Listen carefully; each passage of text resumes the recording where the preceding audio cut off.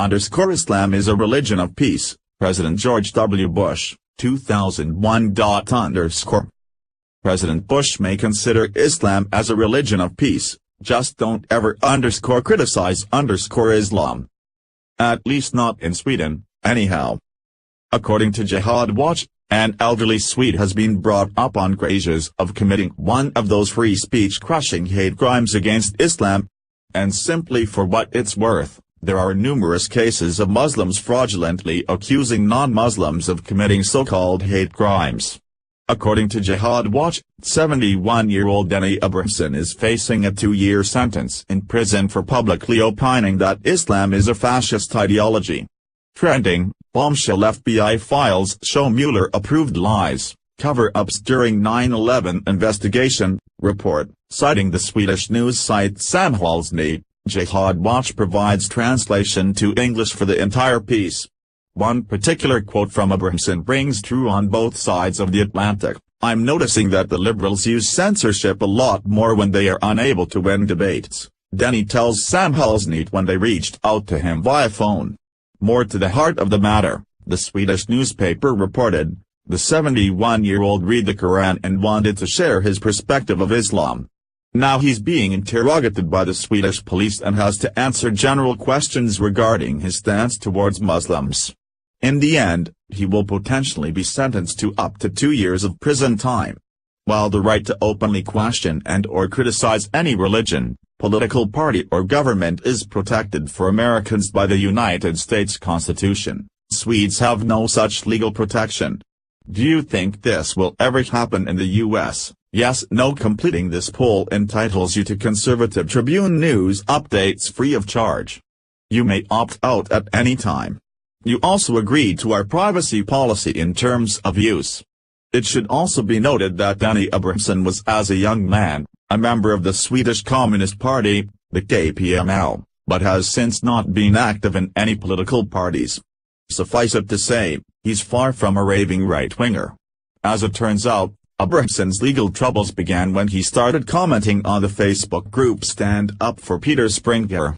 According to the UK Daily Mail, Springare is a Swedish police detective who sparked a national controversy by accusing his superiors and government officials of hiding the backgrounds of criminal suspects from Islamic countries. When his name surfaced in connection with that incendiary issue, Abrahamson was reported to the police for hate speech.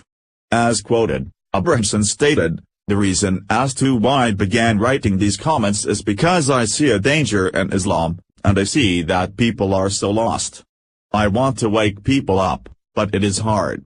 A few years ago, I also thought of Islam as any other ordinary religion out there, but ever since I read the Quran, I was shocked by the hatred that exists within it, the misogyny, the hatred towards the infidels." Related, refugee denied after not being able to name simple historical figure, perhaps echoing the thoughts of many of his countrymen, he said, "The more Islam takes over, the more we compromise.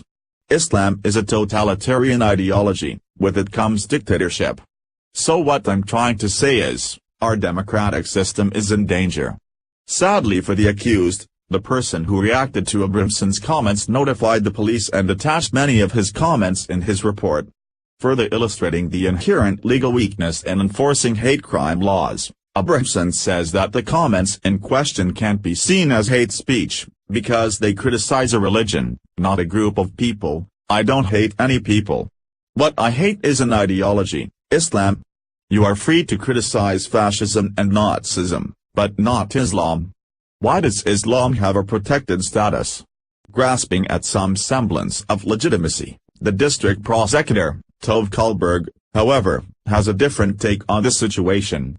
She says that the comments were illegal, but she can't specify what it is in the comments that has crossed the line according to the law. "I have made a judgment that the comments as they are hate speech, not any specific words. Then the district court will have to try him." Recognizing the obvious, the 71-year-old flatly stated, "It would be disgusting and horrible to go to prison because you express your opinions." Sweden isn't the only European nation to criminalize thought. An Irish patriotic Facebook site has found itself on the receiving end of the ire of an immigration advocacy group, accusing the Irish Pride site of racism against Islam, as reported by the Irish site TheJournal.ie. As the candidacy of Donald Trump demonstrated, and the first year of the Trump administration proved, any American official who wants to put the brakes on immigration from Islamic, terror-prone countries can expect to be called a racist or worse by the Western media. This is a battle that isn't confined to Sweden at all. But as Trump keeps showing, it can be won. Please share on Facebook and Twitter, especially if you believe someone is unfairly being persecuted for freely expressing their personal opinion. Do you think anything like this could happen in the United States? Scroll down to comment below.